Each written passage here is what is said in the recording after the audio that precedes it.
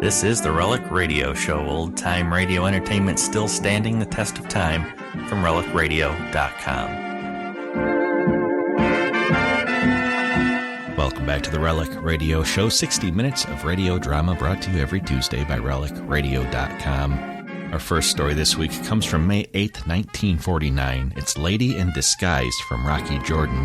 After that, we'll hear The Saint in the Case of the Blonde Who Lost Her Head. That episode aired November 13th, 1949. Time now for Rocky Jordan.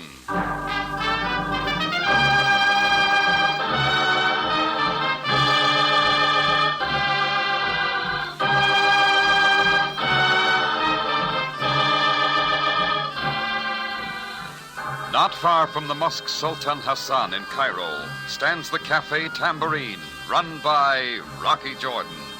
The Cafe Tambourine, crowded with forgotten men, alive with the babble of many languages. For this is Cairo, where modern adventure and intrigue unfold against a backdrop of antiquity. Tonight's story, Lady in Disguise.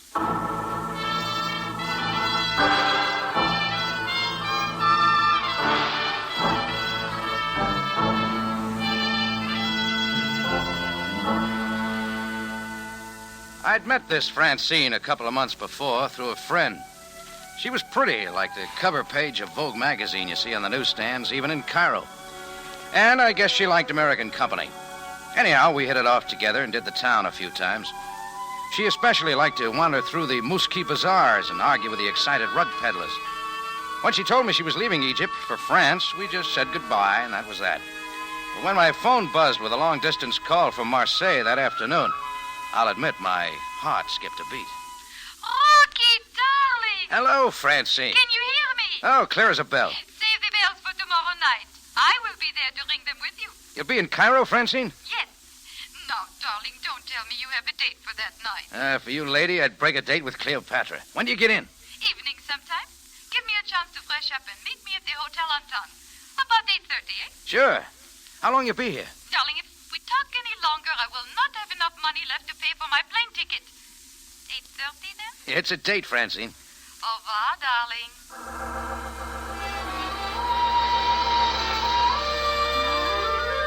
Well, right away, I sent my best suit out to the cleaners and called the laundry to hurry up with my shirts.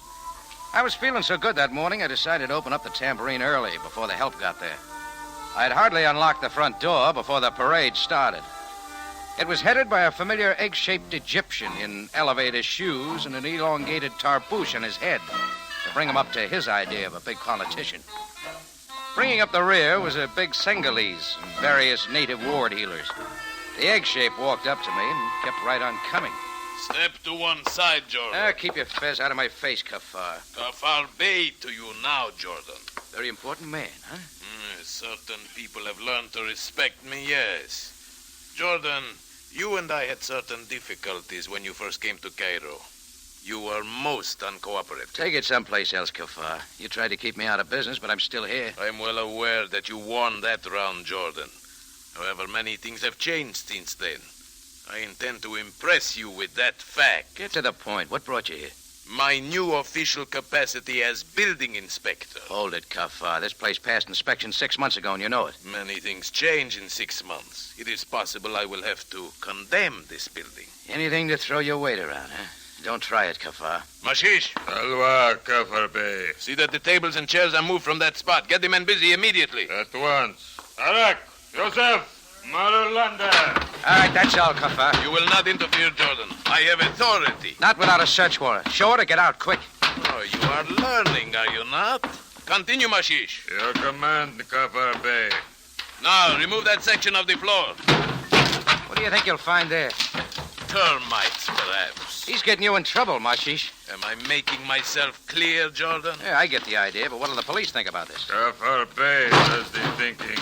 Yeah, sharp boy. Yeah. Now, you two there, behind the bar, remove those bottles. They come under building inspection? In your case, Jordan, yes. That's expensive liquor, Kappa. You're running up a big bill. Nectar of infidels, like you. You respect my official position now, Jordan? You understand that I am a very big man? To me, Kappa, you haven't grown an inch. I threw you out of here once, and I'll do it again. The touch of your hands is offensive. Fascist, remove him! Back, Jordan. Or the knife. Brought all the equipment, didn't you? Yeah.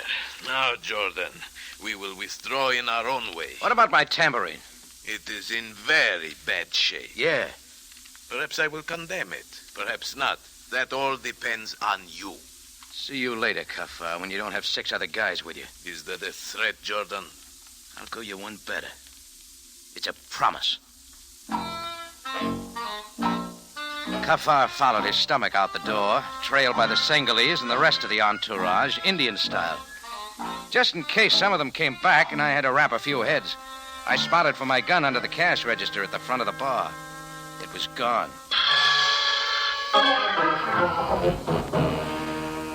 It took me and my bartender and the waiters and the cook and the dishwasher all that day and most of the next to get the tambourine back in shape. Replace the broken bottles of liquor with some more stuff from the cellar. But I wasn't going to let that trouble ruin my date with Francine. The cleaner brought my suit back in time, and Chang Li did a good job on my shirts, and I was off for the Anton Hotel. It was off the main drag a little, not very imposing. At exactly 8:30, I stepped up to the desk. Yes? I'm calling for Francine Tournay. One moment, please. Room 502. Miss Tournay? Gentlemen see you in the lobby. Pardon? Yes, I'll tell him. Sorry, Miss Tournay is not to be disturbed. But I had a date with her. Call her back. Tell her it's Rocky Jordan. Miss Tournay does not wish to be... Give me that phone. Mr. Jordan, you will find the house phone... Give me room 502 and hurry it up. This is highly irregular. Yes? Hello? Hello, Francine. Who's this? Oh, what's the idea? This is Rocky Jordan. Hello. Now, if you will kindly hand me that phone. Take it, Sonny, but I still say she's seeing me. The room clerk looked worried, but I punched the elevator button, and just 43 seconds and 5 floors later, I was knocking at room 502. She didn't open the door very far, so I pushed it the rest of the way. Well? We had a date. I did not have a date. Oh, that's right. Mine was with Francine. I am Francine Tournay. Don't you think I know who I am? Well, sure you do, so why don't you tell me? And while you're about it, who are you trying to pass yourself off as? I am going to call the house detective. Yeah, let's do. Are you Rocky Jordan? Yes. Now, where's Francine? She is not coming. She said she would write you and explain. She didn't write me anything. It looks like you know who I am, though. Why didn't you want to see me? I did not want to see anyone. Explain some more. Who are you?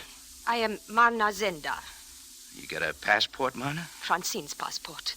I had to use it. It was the only way. The only way you could get into Egypt? Why? Rocky, it is none of your affair. Keep out of it. Francine will explain everything. Oh, I'd rather hear it from you. My father was an importer here in Cairo. It was a partnership. They were accused of running guns. My father knew nothing about it, but he got all the blame. He and all our family were driven out of Egypt. We lost our citizenship. What about the partner? He had political affiliations and was not touched. It was he who was running guns, not my father. Look, supposing your story's true. It is, Rocky. Why is Francine taking all this chance? What does it mean to her? Francine is my dearest friend. She was employed by my father's partner. She, of all people, should know that my father was innocent. She offered me her passport, her plane ticket, and hotel reservation. Well, it might work. You look a little like her. My mother is French, my father Egyptian. This is our home. I had to get back to Cairo and square things. Exactly with who? His name is Kafar. Kafar Bey? You know him? A nodding acquaintance. Just how are you going to square things? That is still my business. Okay, let's keep it that way. Only watch your step around Kafar. He's a very big man. I didn't leave Marna any too soon. As I came out, I bumped into the room clerk. He had a house deck with him. I waved goodbye to him and went on out. Well, I figured if Marna was out after Kafar, I might as well get my licks in first. I'd made out an itemized bill for the damage Kafar and his boys had done to my tambourine the day before, so I was off to deliver it in person. It was getting late, and there was a chance I might catch him alone. Kafar had moved to a big all-white place surrounded by a 5-foot wall a little way outside of Cairo. I got there about 10 o'clock and buzzed the gate, but no answer. I finally tried it. With a rusty squeak, it opened, and I walked into the courtyard and started for the house. Near the fountain was a statue, arms outspread, looking down. It struck me the statue seemed surprised. When I saw what it was looking at, so was I. There lay Kafar, still wearing his elevator shoes and oversized fez. But Kafar wasn't a big man anymore. Part of his shoulder pad was ripped away by a .45 slug, and a couple of more had finished the job. When I turned him over, he was still warm. Just then, the gate squeaked up front, and I saw Kafar's big Senegalese coming across the court. I didn't know if he recognized me or not, and I wasn't waiting to find out. Who is there? Stop at once! I went over the wall and kept going. It figured Marna had gotten to Kafar first, and I didn't want any part of it. Well, I got back to the tambourine. I tried for some sleep and got nothing but bad dreams. I kept looking for Francine, with Marna showing up in her place.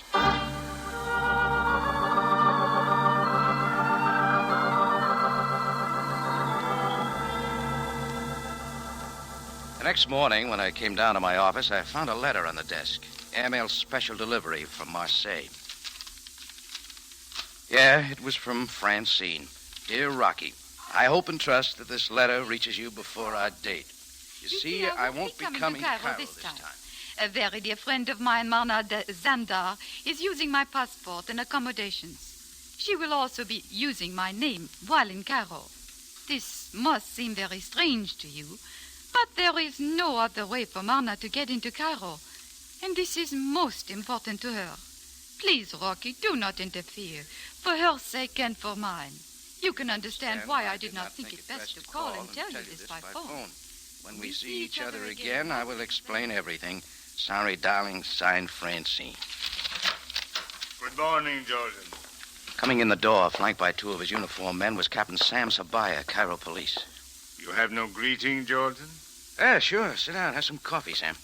It is an offense to refuse proffered hospitality, but I have no choice. Meaning what? That I am here on very serious matter. Jordan, no doubt you were acquainted with one Kafar Bey. The Bey is your idea. He's just Kafar to me. Was he not here in your tambourine 2 days ago? Yeah, he and a lot of other guys. They tore up things. Want me to show you? In a moment. Is it true that you made certain threats toward this man? Well, you might call them threats. I didn't like his way of showing me how big he was. Why? Kafar is dead. Murdered. You better get busy, Sam. Kafar had a lot of influence. Jordan, you must know me better than that. Duty is no respecter of position. I'm sorry. Where do I fit in? That remains to be seen. You have a gun, I believe. A .45. I did have. Went for it after Kafar and his mob left the other day, but it was gone. Indeed. Will you show me where you kept it? Anything to oblige? I kept it under the cash register out front here. You turn it up and you get a reward. Jordan, has it ever occurred to you that a thorough investigation is to your advantage as well as... Go on. About that reward, Jordan. Don't tell me, Sam. Is this your gun? It looks like it. I tell you, it was gone. 3 empty shells. Fired very recently. So that wraps it up. I shoot Kafar and then leave my gun here in plain sight. Kafar was shot, Jordan. But of course you knew. Oh, that's no trap, Sam. You need a lot more to tie me in. A witness, perhaps? I have one. A large Senegalese swears that he saw you running from Kafar's courtyard shortly after the murder. Well, I am waiting for your denial. Okay, Sam. I went to Kafar's place with a bill for the damage he'd done to my tambourine. He was dead then. When Marshish showed up, I didn't want any trouble with him, and I got out. Oh. Why did you not notify me of Kafar's death? I figured Marshish would do that. I see. There is every reason why I should handcuff you at this moment. However, I shall wait for a report from ballistics. Give me a little rope, Sam, so I'll hang myself? Jordan, in Cairo, the penalty for murder is not by hanging. However, it is swift and sure.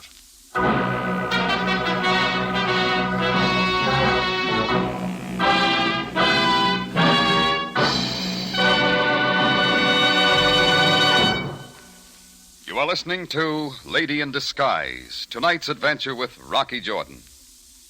Chills on Monday night, a solid hour of them with Joseph Cotton, Valley, and Louis Jourdan, recreating their original roles in the Paradine case. CBS Radio Theater presents an exciting and suspenseful adaptation of this fine motion picture, which was directed by Alfred Hitchcock. Don't miss the tense and sinister thrills at 6 Monday night on CBS.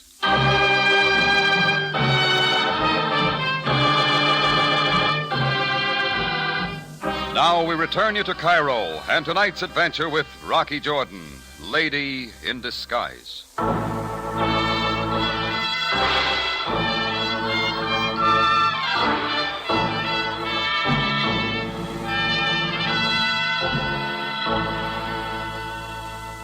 There were a lot more things I could have told Captain Sabaya about Kafar's death. How Francine Tournay had called me from Marseille, that she was flying to Cairo. Only another girl using Francine's passport name showed up in her place. After I got her real name, Marna Zendar, she told me she was in Cairo to square things with Kafar. An airmail special from Francine in Marseille then backed up Marna's story and begged me to keep out of it. All at once, I was Sabaya's A1 suspect. My gun was being checked with the bullets found in Kafar's body. Well, I didn't have to flip a piastre to decide where I was going next. It looked like Marna had squared things in a hurry, so I was off for the Hotel Anton. I was walking toward the Sharia Makal to spot a taxi when all at once the sidewalk got crowded. Over, Jordan. Hey, what the... Oh, Mashish. Alva. It is Mashish. Sengali's bodyguard to his honor Kafar Bey. Looks like you're out of a job, Mashish. It's true. But one more task remains. Over, Jordan. You're getting in trouble again. I was trusted with Kafar's life. But you didn't protect him so good. It's true. I failed. I am disgraced. Into the alley, Jordan. Let's stay right here. The alley.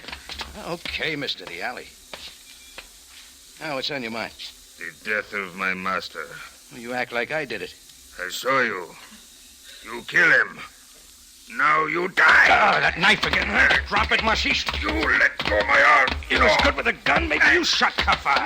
No, you. Let it drop. When we're alone, I can take care of guys like you. No, I kill. I had him by the wrist, but he was a tough boy, and the knife was getting too close. So I slammed him against the wall. His loose arm went around my neck, and I slammed again. This time the knife dropped. Mashish dived for it. I landed on top. He rolled around, picking up a lot of alley dirt. Then I had him on his feet again. He was lost without the knife, and like most natives, he didn't know how to use his fist. So I gave him the 1-2. He called things off and was running away fast. Well, he could go. I didn't want him.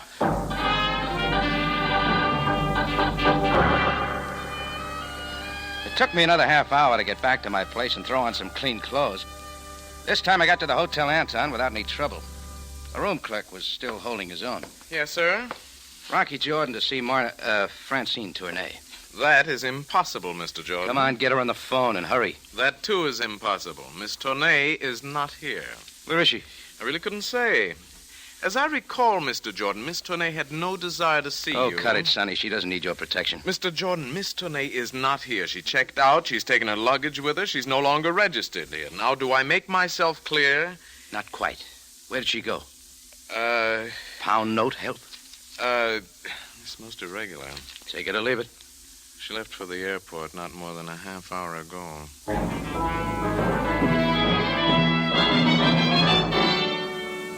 If I had any doubts about Marna before, I was sure now. I grabbed a taxi and told the driver to speed it up for Almaza Airport. He honked his way across Solomon Pasha Square, and in 20 minutes we were there. A big plane was warming up on the nearest runway. I got inside the station, started scouting around. A lot of people were milling in and out, and I did a lot of looking. Then a sudden face in the crowd sent me running. It took a split second for me to realize it wasn't the face of Marna, but of somebody who was supposed to be in Marseille. The face of Francine Tournay. Then it was gone. I kept looking, then I began to tell myself I was wrong. Maybe I'd just been thinking too much about Francine the past couple of days. Plane leaving for Casablanca, Rome, Marseille, Gate 1, last call. Plane leaving for Casablanca. I got over to Gate 1. I wasn't a second too soon. Please let me Oh, go. you in a hurry, Marna? Oh, Rocky, what are you doing here? Looking for you. We got some things to clear up. My plane is about to leave. I haven't any time. You got lots of time. Let me go. Let me go.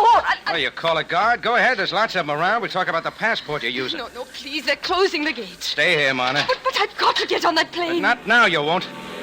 Do you know what you're doing to me? I'm about to find that out. Over here behind the fountain. Come on, where we can talk. Well, Mr. Jordan, you have decided to make this your affair. You have bothered me in every possible way. Now you have made me miss my plane.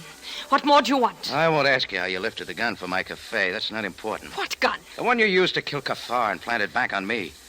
I don't like your way of squaring things, Marna. Oh, I see. Rocky. Yeah? You've got it all wrong.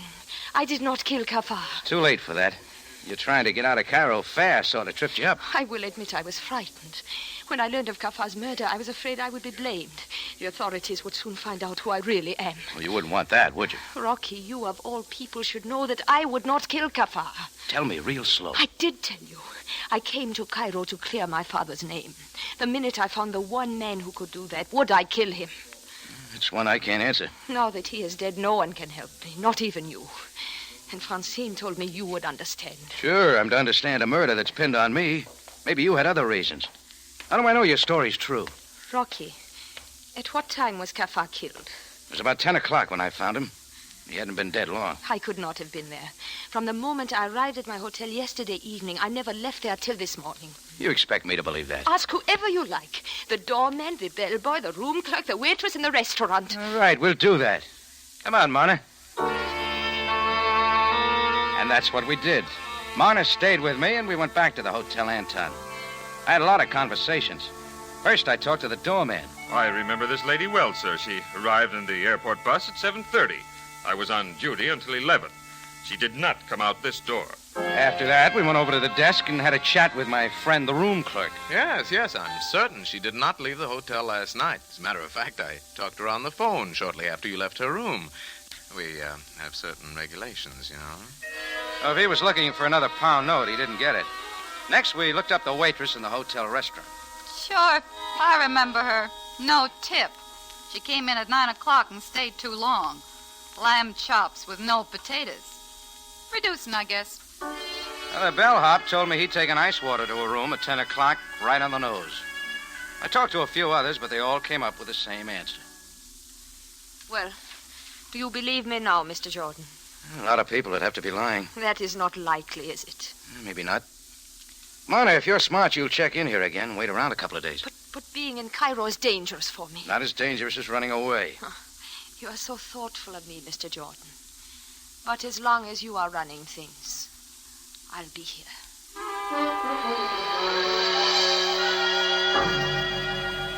Now, that's when I went back to the Tambourine. It looked like Marna had cleared herself for Kafar's murder. But after running all over Cairo, I still hadn't helped my own case a bit. The afternoon rush was on when I walked into the Tambourine. When Chris, my bartender, saw me, he jerked his head to a back table and kept on drawing a beer. The place was heavy with smoke, and I couldn't make out who it was.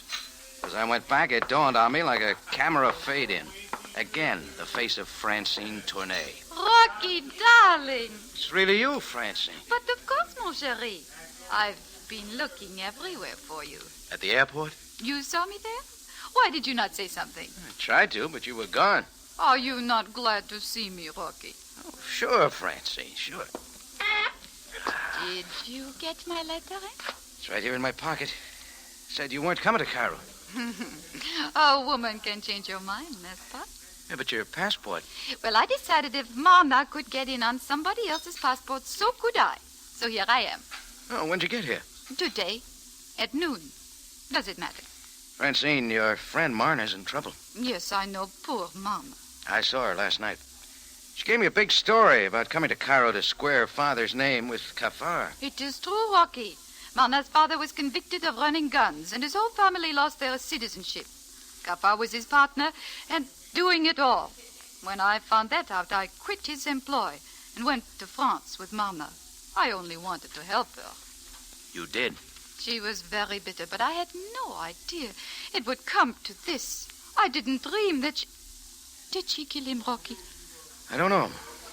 Well, let's forget it for now. Oh, it's not that easy, Francine. I know, but we can try, can't we? Take me someplace, Rocky. I won't be long in Cairo, and I won't... Okay, Francine. Let's get out of here. Oh, I dropped my purse. Yeah, I'll get it. I am so sorry. The silly things in a woman's purse. You're not kidding. Oh, this yours, too? Yes, my airplane ticket stub. Thank you, Rocky. Now shall we go? Francine. Yes, Rocky? I almost forgot. There's a couple of things I've got to clear up here. Why don't you catch a taxi and go on to your place, huh? Where you staying? The Said house. Well, I'll see you there, huh? Very well, Rocky. Au revoir. Francine didn't know what had stopped me. It was the sight of an official black car drawing to the curb in front. Sam Sabaya got out and waited, and so did I. The cat and mouse game went on for a little while, and finally he came in. Bring the handcuffs with you, Sam? Jordan, many times you and I have had difficulties. In every case, I have been inclined to give you the benefit of the doubt. That's right, you have. However, in this case, I have no alternative. There's no odd feelings. You will come with me, Jordan. Sure.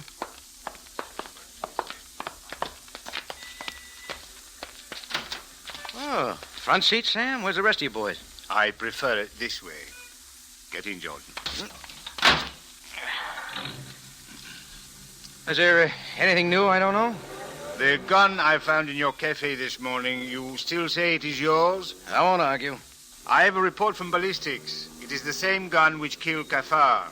So you're arresting me for murder? What would you do, Jordan? I'm glad I don't have to answer that one. Anyhow, it looks like you're ruining my evening. That's the Said house up ahead, isn't it? Yes, it is. I had a date with a pretty little French girl there. Just got in from Marseille. That's when it hit me, like lightning hits the desert. Sam, stop the car. Stop it quick.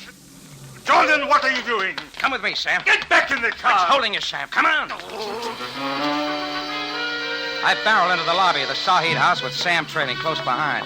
I had a quick look at the registration book on the desk, then grabbed it up and took it with me and made for the stairs. Sam kept protesting all the way, but I didn't wait to explain. In 15 seconds flat, we were knocking at a room on the second floor. Why, Rocky, you made it in a hurry. Not any too soon, Francine. Come in, Sam. Who is this? Captain Sabaya, police. But I don't understand. At the moment, madame, neither do I. Well, come on, Jordan. Let's clean it up. I'd like another look in your purse, Francine. My purse. Rocky, darling, what is wrong? The airplane ticket stub. You told me you flew in today, Francine. Rocky! When I picked that stub up off the floor back at the tambourine, the date didn't register at first. Hey, look at it, Sam. This ticket was used 2 days ago. Sure. Now, exhibit number 2, the hotel register. You will not find my name there. Any name will do, just so the handwriting checks with this letter I got from you this morning. Let's see. Here we are. Mona Hargis, alias Francine Tournay, checked in 2 days ago. You're being stupid. Worked fine, didn't it? You made it here in plenty of time to kill Kafar. But the letter, I mailed it yesterday from Marseille. That proves I was not here last night. Oh, you're trying to protect Mana. You're in love with her. That is One it moment, enough. Miss Honey. Continue, Jordan. Took a lot of planning. The phone call to make sure I ran into Marna. The letter you wrote but had somebody else mail yesterday from Marseille to prove you couldn't have been here. You're lying. You planned to sneak into town, kill Kafar, and get out, planning the murder on Marna. Or if not her, me. Then why would I come to your cafe? What else could you do? When you went to the airport, you found out Marna was taking the same plane. Then you had a hunch I saw you there, getting away in the crowd. So you decided to cover up, come to me, and said you just got in. And why would I kill Kafar? You once worked for him. Doing what? I was merely his secretary. That include juggling the books to throw the blame for the gun running on Marna's father? Maybe when it came time for the payoff, Kafar double-crossed you, too. Miss Tournay, any further statements you have to make? One more thing. How'd you get the gun in and out of my cafe, Francine? Money will buy anything. We shall see, Miss Tournay. Jordan, No apologies, Sam. Right now, I've got a few mistakes of my own to clear up. With Marna.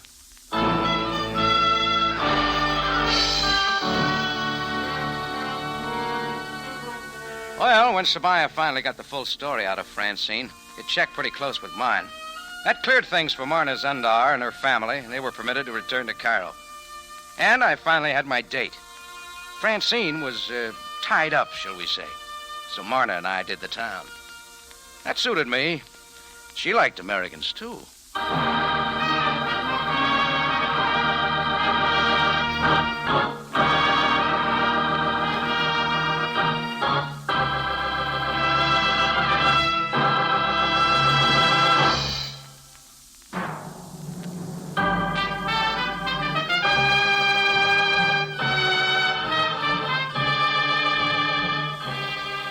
It's CBS again at this same time next week for another story of adventure and intrigue when we take you back to Cairo on the Cafe Tambourine run by Rocky Jordan.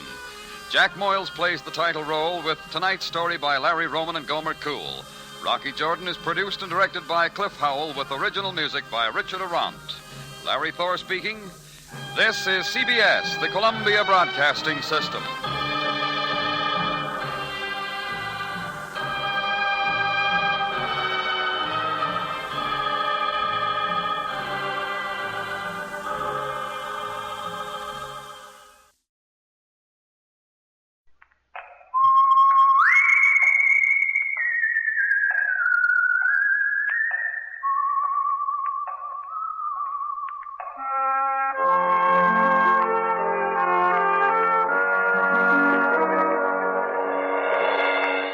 The Adventures of the Saint, starring Vincent Price.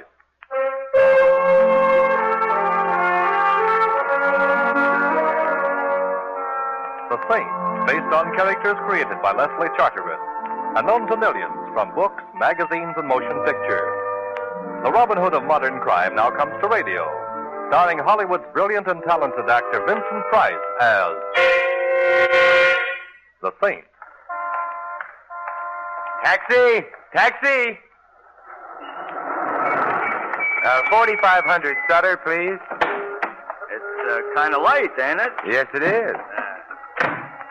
It comes this time of night, I figure a guy should order... 4500, Sutter, please.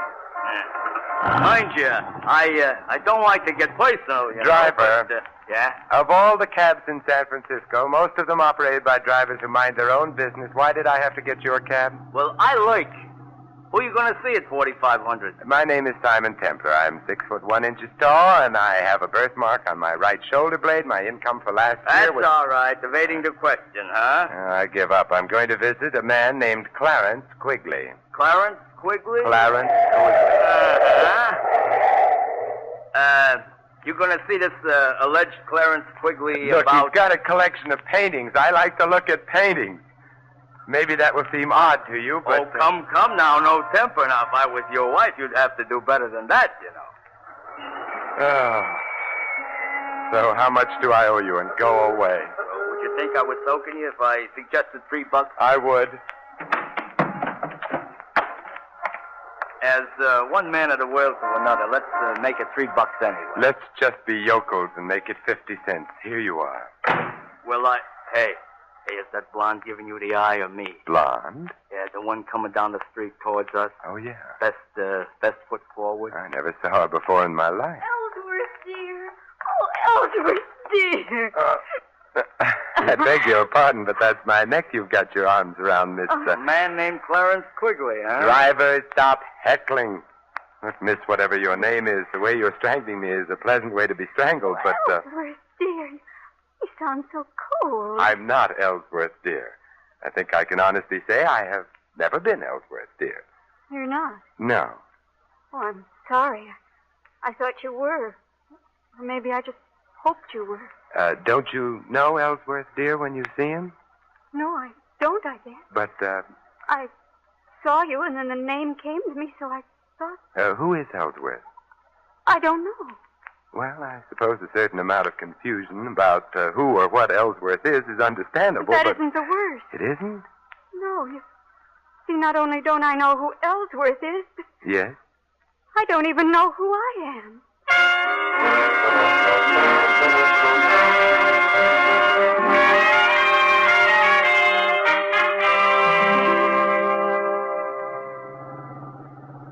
Now, what I want to know in a general sort of way is how Mr. Clarence Quigley is going to feel. Driver, would you mind concentrating on your driving? You know, he's liable to be frustrated, like, I'm taking you and the lady right back to where you started. My apartment, yes, because Miss X needs help.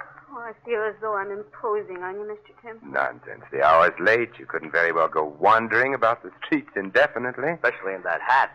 Anything wrong with my head? Not a thing. No, it's very charming and immaculate. Yeah, also, it resembles a bird's home away from home.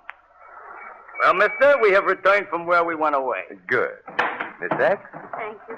Huh? You're going to keep on being a yokel, huh? Here. Mm-hmm. This time only half a yokel. Well, goodbye. You know where I'm going? No. I'm going to lurk outside of Clarence Quigley's. I think tonight he's a fellow who needs a friend. I need one, too. Come along now.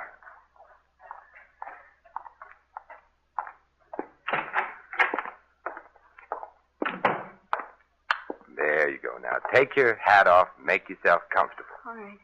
Oh, I'm so afraid and Oh, lost. quiet now. Let's take a look at your back. Here. Mm-hmm. Usual odds and ends, and they're compact, initialed. DM. DM, does that suggest anything? DM? Hmm. No. No, it doesn't. Nothing means anything. All I remember is being outside an art gallery on Sutter. You're well-dressed. Compact's gold, no latchkey, which means you probably don't live alone, which could also mean you've been missed. Your phone is? Yes, the police, Missing Persons Bureau. They, hello? Oh, get me Inspector Murray, Thanks, I'll hold on. I hope maybe they know about me. Oh, What's the matter? I just touched the back of my head. Terribly painful. Come here. Huh. Yeah, a bruise the size of what I wish my bank account was. And there's the cause of your amnesia. Hello, Inspector. Simon Templar.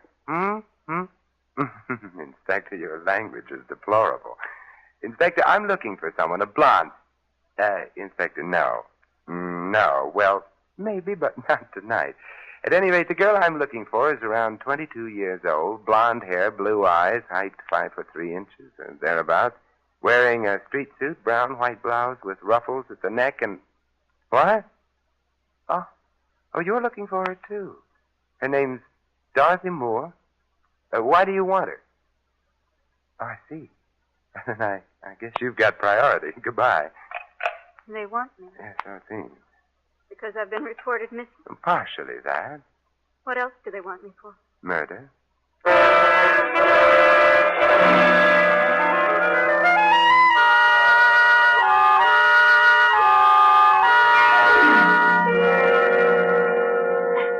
Here, now, try another cup of coffee. Dorothy, I guess we'll call you that unless we get evidence to the contrary. Dorothy Moore would fit the initials on your compact. What am I going to do? You stay here and wait for me.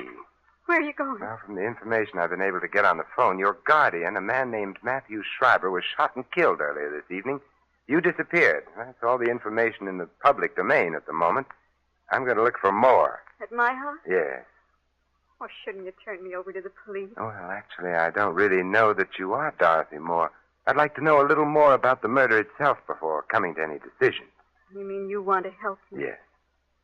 And I need help so, because you see what's so terrible about it all is that I don't remember anything at all, so I can't even say I didn't murder anyone.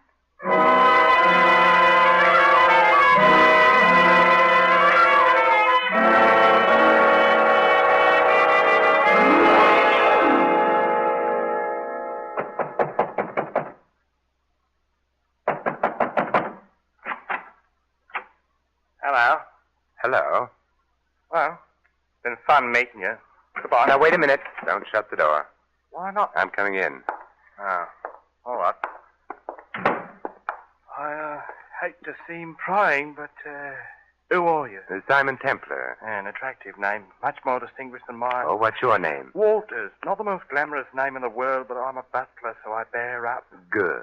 Where is everybody? In the library. They're so well-bred. Oh, who is in the library? Mrs. Atkins, the housekeeper, the Cassandra of our day. A gloomy lady prophesying disaster, Yes. And, of course, there's Mr. Tinsley. Mr. Tinsley? A strange fellow who spends a good deal of his time sitting on small horses and hitting a large ball with a long wooden stick. A polo player. Doesn't matter what you call it. It's no job for a grown man. What's his relationship to Miss Moore? Oh, let's not start prying, shall we? Expound. Well, to breach your confidence, he's engaged to marry Miss Moore, if and when she's found, and if she happens to be innocent of her guardian's assassination. Oh. Anyone else in the library? No. Mr. Schreiber, dear departed soul, is detained elsewhere, at the morgue. He was shot in the library. Oh, that's a bad place to be shot. Usually fatal. Suppose you take me to the library. Tell me, why did the police suspect Miss Moore? Because of me. You see, I told them that I heard shots in the house. I left my quarters on the Gallant, ran towards the library. Just before I got there, the door opened and Miss Dorothy ran out. Ran down the hall and out the front door. Is that true? My dear Mr. Templar, if not, would I have told the police otherwise? I don't know. Besides, it isn't good form to suspect the butler. The library, certainly. Mrs. Atkins, Mr. Tinsley, Mr. Templar. What do you want? I'm looking for Miss Moore. So, young man, are the police. Why? Her guardian was murdered. All his money goes to her, and she's disappeared. Perhaps she didn't murder Mr. Schreiber. But you wouldn't bet on it. Perhaps I did. I hated him.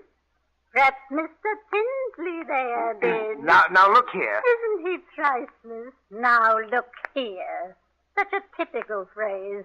So typical, I wonder if he can really be so stupid. I love Dorothy, and... No one has questioned that. But what is it about her that you love?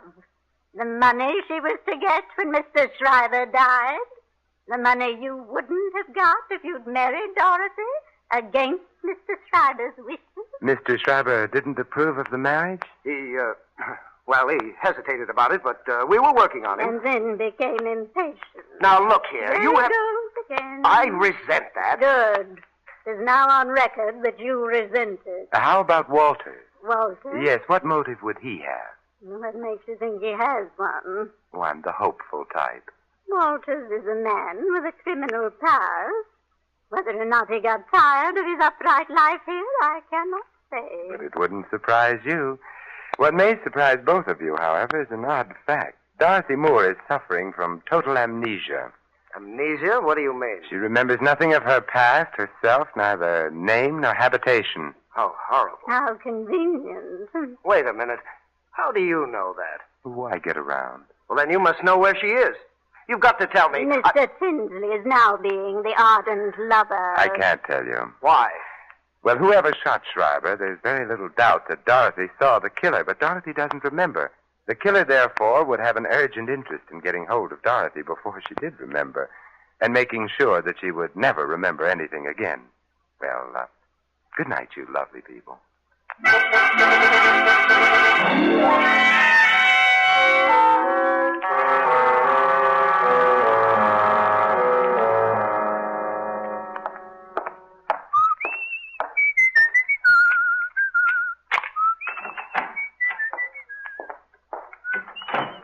Dorothy? Dorothy? Dorothy? Dorothy!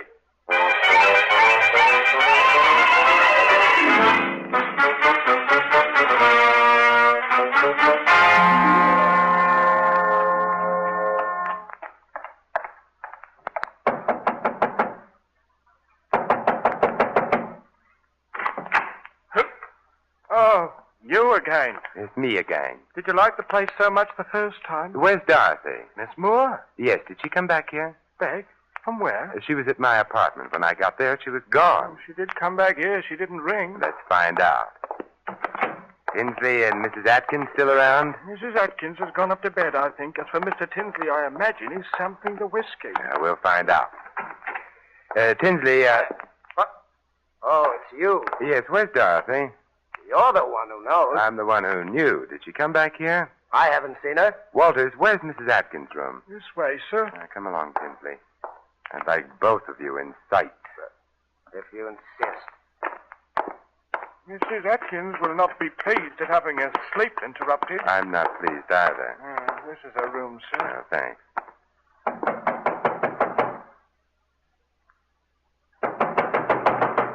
The old girl must be asleep. Then we must wake her up. Oh, she's a very sound sleeper. Then we'll go in and wake her up.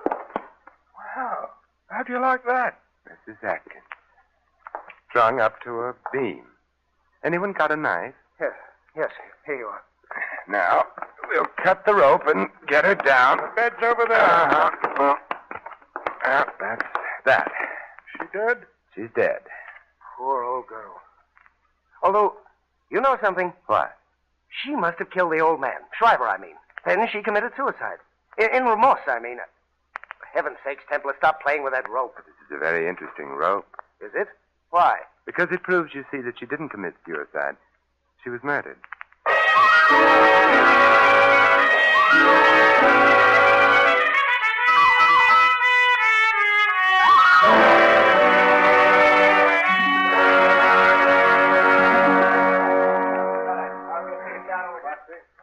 Yes, Inspector Murray. I understand you don't think that Mrs. Atkins committed suicide. I know she didn't. Well, while the boys are playing with fingerprints and stuff, would you mind explaining to a poor benighted member of the lower intellectual classes, a cop like me? Oh, Murray, now stop pulling my leg. You're one of the brainiest men I know. And why do you always beat me to a case? Oh, I'm prettier. Uh-huh. Now, about this alleged phony suicide. Well, take a look at the rope with which Mrs. Atkins is supposed to have hanged herself. Now, let's see. The rope was thrown over the beam there. I'm afraid you're right, Templar. Yeah, it wasn't hard to spot. Her weight would have pulled the rope sharply down over the beam. The fibers of the rope, therefore, should have slanted upward. Instead of which they slant down, indicating that somebody put the rope around Mrs. Atkins' neck and then hauled her up. We were supposed to think that Mrs. Atkins committed suicide as a confession of guilt. Which leaves us where? In the Schreiber home. I'm more interested in where the girl is. Dorothy Moore? Uh-huh. Why? Because I have... Hey, Mary. Look, coming through the door. Oh, I'm not sure. Simon. Oh, hello, Dorothy. I don't know exactly how I got here. I don't recognize the place at all. Yet I should, shouldn't I? Yes, you should, Miss Moore. Because this is where you live. But I'm afraid you're not going to stay very long. What do you mean? I'm placing you under arrest on suspicion of murder.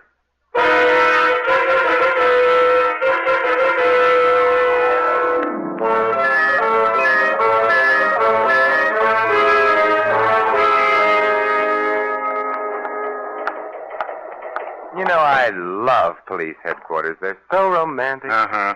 Mary, how are you going to prove anything against that girl if she's suffering total amnesia? By proving that her amnesia is a fake. Oh, how? I have an alienist coming over here to look at one of our guests. I'll have him see Miss Moore, too. He's due any minute. I'll go get the girl now. I wonder. The other door. Come in. Hello. Well, you're not Murray. I was supposed... Who are you? Doll, of course. What's the matter with you? What are you complaining of? But I'm not the one... Come. We've got to get to the bottom of these things, don't we? I suppose so. Now, when you were a little boy, what did you want most of all? To be a big boy. Mm-hmm. Are you afraid of the dark? No. No? You are not afraid because you have little friends who come to you in the dark, perhaps, eh? No. Now, why are you afraid of the dark? Oh, it's a long, long story. And, You know, you don't look at all well. Well, I don't feel so good either. No, you should see a doctor. Thank you. I think I will. Goodbye. Oh, Templar. Yeah. Your alienist was here, Murray, but he left. Alienist? Well, I just phoned him and told him not to come. The district attorney wouldn't hold the girl. Insufficient evidence and ballistics. Ran a paraffin test. No proof that she'd fired a gun. But the man who was just in here, Dahl, I think his name was? Dahl? Uh-huh. He's not the alienist. He's the guy the alienist was coming to examine. He's nuts. Oh, dear. Well, I guess you're happy now that we can't hold the girl. No, because while you were holding her, things were safe. Now, Murray, let's go visit. Go visit where? The Schreiber house. A house where 2 people have died. A house very convenient for murder.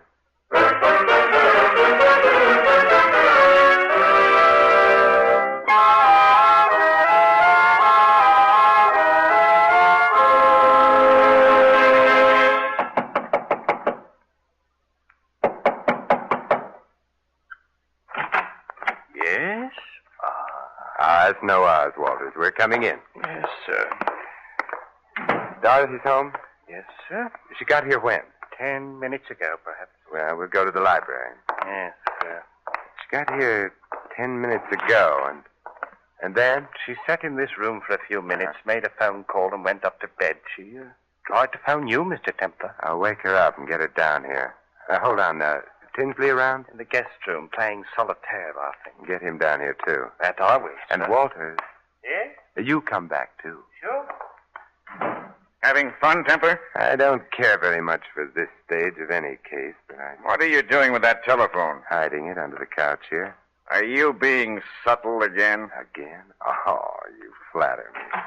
Simon. Hello, Dorothy. Sorry to have had you wake, Oh, but I wasn't asleep. I was trying to remember. you will if you get the chance. Tinsley's here in the house, isn't he? Yes, he is. For heaven's sakes, is a man never to get any peace? You know Inspector Murray, Mr. Tinsley? Oh, yes. The policeman. Oh, look, now get off your polo pony and... Where's Walters? By now, on his way to Canada, I imagine. Dorothy, get on the phone right away. The phone? Yes, of course. Oh, well, there doesn't seem to be one in here. Perhaps in the next room. Why do you want me to phone? I don't. But you just said. Dorothy, didn't there used to be a phone in this room? I don't know. I don't remember. Oh, yes, your amnesia. But you remember everything that happened since the blow on your head, don't you? Well, of course. Well, then equally, of course, since you were in this room a very little while ago, and since you used a phone in here, you should have remembered that. Why didn't you? Well, I don't know. It slipped my mind. No, Dorothy, it didn't slip your mind. You were merely being over-careful. What does that mean? It means that you are not now, nor ever were, suffering from amnesia. Why should I pretend to have amnesia? Because you killed your uncle. You knew you'd need something to help you out in court, so you wandered about until you found someone on whom you could try out your amnesia. That happened to be me. You're just saying those things without proof. Besides, there was a paraffin test. It indicates merely that you wore gloves when you shot your uncle. It indicates I might have worn them. If I'd shot him, you can't prove I did. I can prove your amnesia was phony, that along with some other things. How can you prove it? Very simple. Your hat. What? When you arrived at my apartment, you took your hat off, discovered a large bruise on the back of your head. That was to supply a plausible reason for your amnesia. But, Dorothy, as I remarked to the cab driver at the time, your hat was immaculate, untouched. You're asking us to believe that the killer knocked you out and then carefully put your hat back on your head again? I'm not asking you to believe anything. I'm going. What a charming revolver. The one you used on your uncle? It still has bullets in it, so don't try to stop me. Dorothy, you didn't ask me how I could be so sure the killer hadn't done that business with your hat. I don't. I'm so sure because of Walter's statement. Remember, he saw you rush out immediately after the shot? All right, you're smart, but you'll never stop me. Perhaps not, but Walters, who's right behind you, will. Oh, no, you can't fool me with He that. wasn't trying to, Miss Dorothy. I better... Well, you're no gentleman. You knocked Miss Moore out with a bottle. Yes, sir. But you said you were going to Canada. You misunderstood me, sir. I merely said I was going to get some Canada Dry. Now the bottle's ruined. That's too bad. Oh, never mind, Walters. No harm done. Inspector Murray, you'll take Miss Moore, and I'll take an old-fashioned.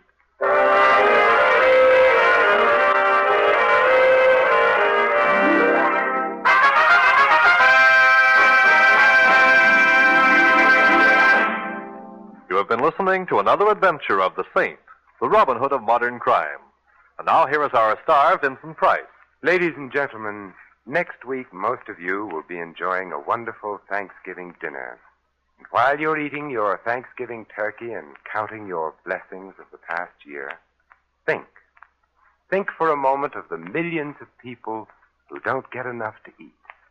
Think, and then send your subscription right away for a food package to be delivered to some needy family in Europe. Send your contribution to CARE, C-A-R-E, New York.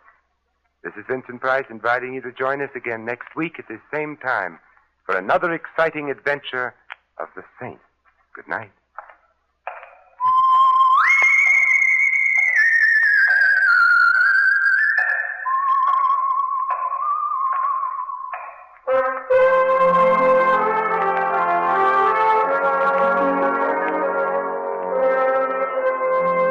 Tonight's script of The Saint was written by Lou Vitties. Our cast included Peggy Weber, Ted Von Els, Jerry Hausner, Tom Brown, and Dan O'Hurley. The music was composed and conducted by Harry Zimmerman. The Saint, based on characters created by Leslie Charteris, is a James L. Safier production and is directed by Thomas A. McAvity. Vincent Price is soon to be seen in Robert Liffert's production of The Baron of Arizona. All you Saint fans will be glad to know that the Saint comic books are on sale at all newsstands. Your announcer, Merrill Ross. This is the Mutual Broadcasting System.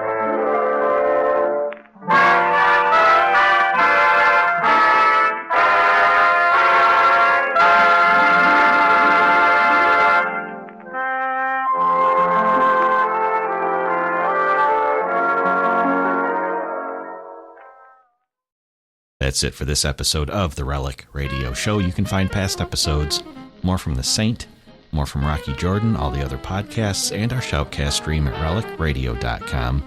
If you'd like to help support this and all of the Relic Radio shows, you can donate through the website or visit donate.relicradio.com. Your support makes it all happen and has for 15 years. Thanks to those who have helped out. Thanks for joining me this week. Be back next Tuesday with another episode of the Relic Radio Show.